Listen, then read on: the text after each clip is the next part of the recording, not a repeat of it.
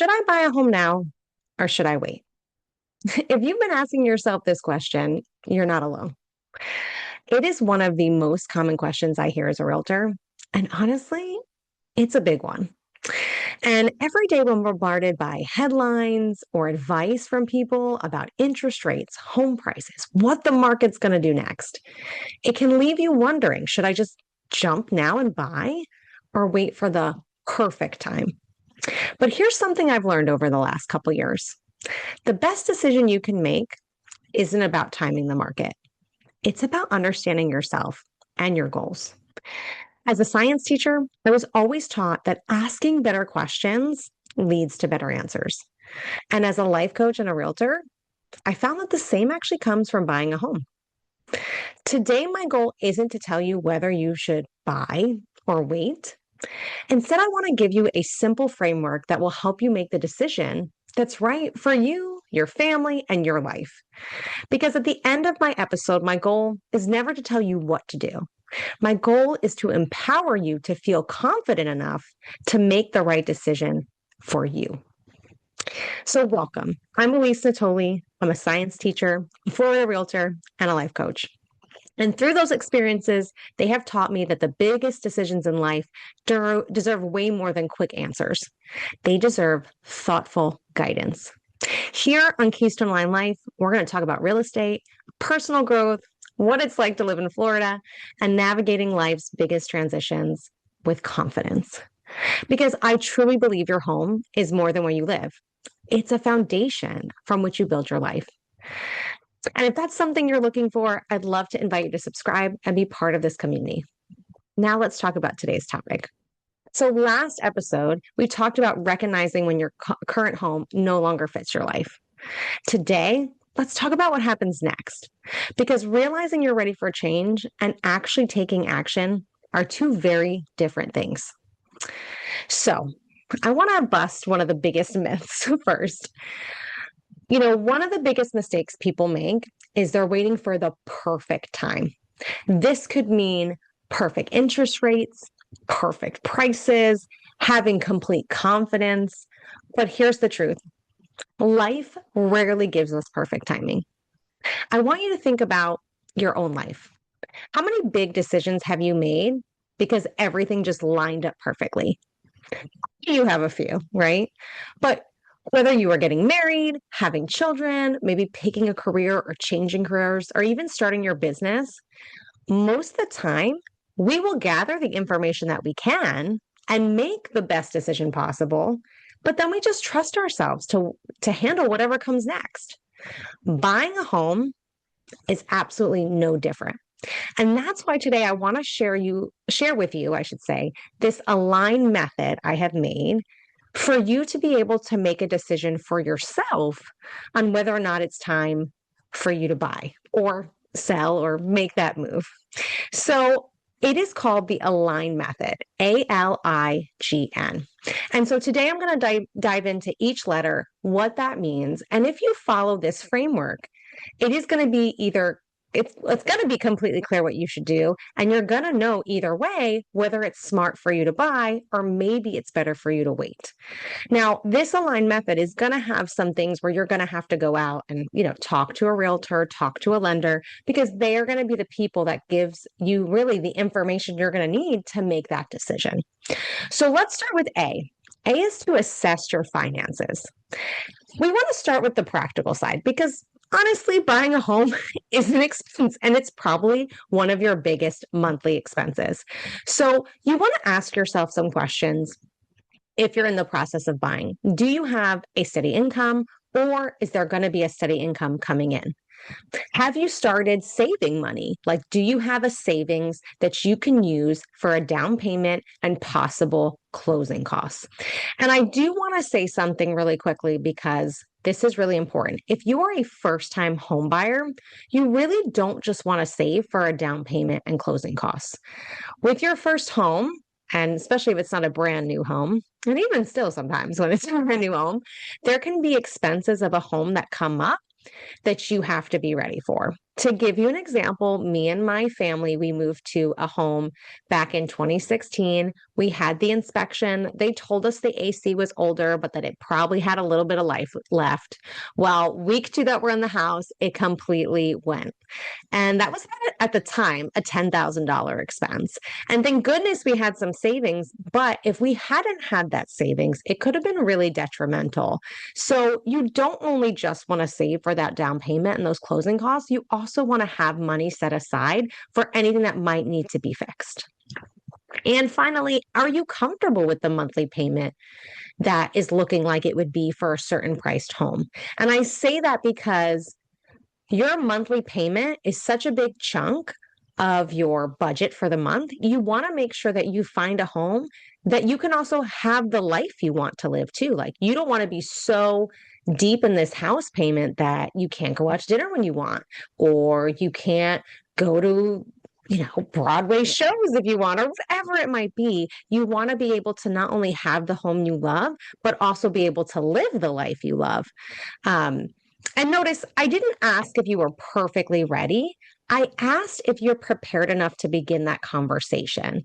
One of the biggest misconceptions that I see from people is they feel like they need to have everything figured out before they talk to a lender or a realtor. And the fact is that when you actually talk to us, we might be able to give you the clarity that you need. And I personally am never coming from a place like, you've contacted me, you want to move right now. Like, I have had clients say, look, after talking with you, now is not the right time. And a good realtor is not going to be one that pushes you to do that. If you're not ready, you're not ready. So you really don't need to have everything figured out or prepared to have these conversations. Sometimes, again, that conversation are exactly what you need to help you understand the next step you should take. The lenders that I work with will truly tell you, like, hey, this is a great idea for you, or no, we need to save up some more, we need to pay off some more debts. Like, they are going to be honest and at least give you a plan on what you can do to get to your goal. Now, the next letter is L, and L is to look at your lifestyle. If you're wanting to purchase a home or sell your home and move somewhere else, this is a lot of times the question people skip. And I talked about this a little bit in the last episode, but you want to ask yourself, if you want to move, right? If you want to move homes, if you want to buy a home, the first question you want to ask is, what problem are you trying to solve? Are you trying to have less space because you're tired of taking care of the amount of space you have? Maybe you need a home office, like you've been working from the kitchen table, your kids are running through your Zoom calls, and you need an office space. Maybe you're just not happy with the school district you're in, or you want to homeschool your kids, but you want to do it in a place that has more land and more space. Or maybe you just are sick of where you're living and you just need a fresh start. Again, buying a home is not just about how many square feet. It's about creating a life, even outside the home, that supports who you're becoming. All right, so that's A, we're going to assess our finances. L, we're going to look at our lifestyle. And what are we trying to solve with this move? There's always something you're trying to solve. All right, so I is identifying your why. I love this one because as a life coach, I have in the past even helped people with their health and fitness. And your why, no matter what goal you have, buying a house, finishing a course, right? Or wanting to be healthy. You have to know your why. At the end of the day, what is the big question? What are you trying to achieve? Why do you want to buy? Are you wanting to buy because someone told you it's a good time to buy? Are you wanting to buy because your cousin's buying? Do you want to buy because you're tired of renting and you want to build equity? Are you buying because your family is growing and you want that stability in that space? Or you want to put roots down? When you know why you are doing something, it becomes much easier to stay focused when the process can feel overwhelming. And let me tell you, when you are first buying a home, even sometimes anytime you're buying a home, it may not even be the first time because every transaction is so completely different. It can get really overwhelming. And if you don't remember why you're doing this, it can be really, really difficult. So make sure you are really sitting down with yourself, especially if you ever wanted to connect. I could kind of give you some ideas of how to ask the right questions of what your why is. And we could talk about that in another episode. But just truly trying to get to your own space and understanding, like, what do I want? Why do I want to move? And not understanding why other people are telling you to move. Because really, at the end of the day, you are the one living your life.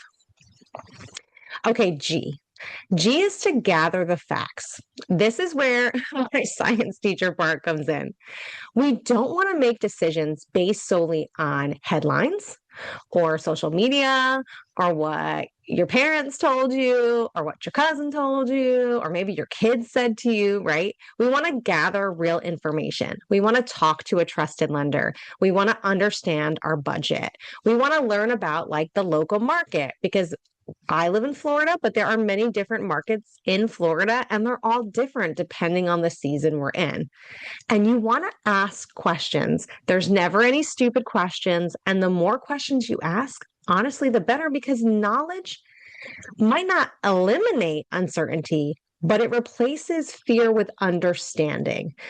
Meaning, if you know what you're getting yourself into, it's going to be a much easier process. And this is something I really love about real estate is I really look at the big picture. So I do my very best because obviously I'm human and I'm not perfect, but I do my very best to really notify my clients on what can happen from here. So here is the next step. This is what could happen and this is what we're going to do if it happens. And that way we already have a plan going through because there's just so many things and some things show up that we don't, but it's not the thing that shows up. It's okay. What do we do with this? Like if something showed up on an inspection, you're like, nope, that's not for me. Okay. Then we back out of the deal. So it's like very just taking deep breaths, understanding your why, gathering the facts, and making the best decision you can with what you know.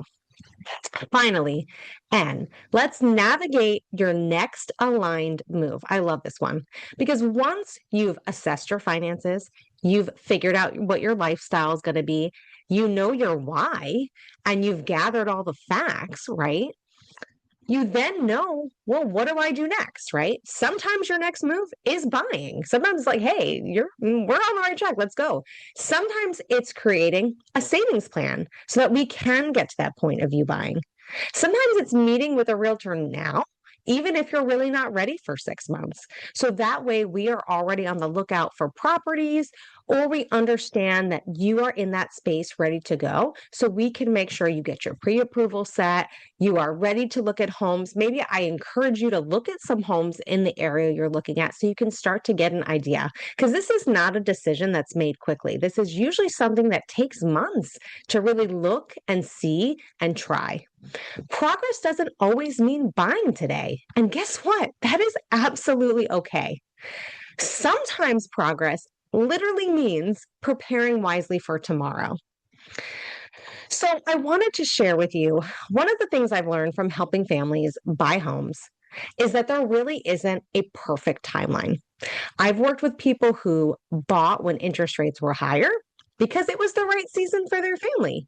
I've also worked with people who waited because they wanted to strengthen their finances first. And neither decision was wrong. The difference was that they made the decision intentionally. And that's why I don't believe there is a perfect time to buy. There is a right time for you. And finding that time starts with asking better questions. And again, because I'm going to reiterate this a lot, not chasing somebody else's timeline. So here's something I do also want you to know. You don't have to be ready before you talk to a realtor. Some of the best conversations I've had happens months before someone even looks at a home. We'll talk about their goals. We'll talk about their budget. We'll talk about like timing if, their lease ends on this date and we want to be in by this date. And together we build a plan. I want you to think of a realtor as a guide. They are not someone that should be pressuring you to do anything, but they're someone who's there to help you understand and educate you on your options. And then you ultimately make the best decision for you. So your next aligned move here is something that you're going to probably have to sit with and ask yourself some questions. So, here are some questions that kind of go with the framework that I just spoke to you about. First of all, am I financially preparing? Am I saving money? Am I watching my budget so I can save money? Do I know how much I need to save? And do I know how much this is truly going to cost me? Because don't forget, again, it's not just about down payment and closing costs. Moving can cost money, right? And also any fixes on the home or property. Number two, what problem am I trying to solve? Why do I want to move? Right. And that goes to my next question. Why do I want to buy? So, what problem am I solving by buying? And then ultimately, why do I want to buy? Also, what facts do I still need? What do I still need to know so I can better make this decision for myself? And if that's the case, what's one step next week that I can do?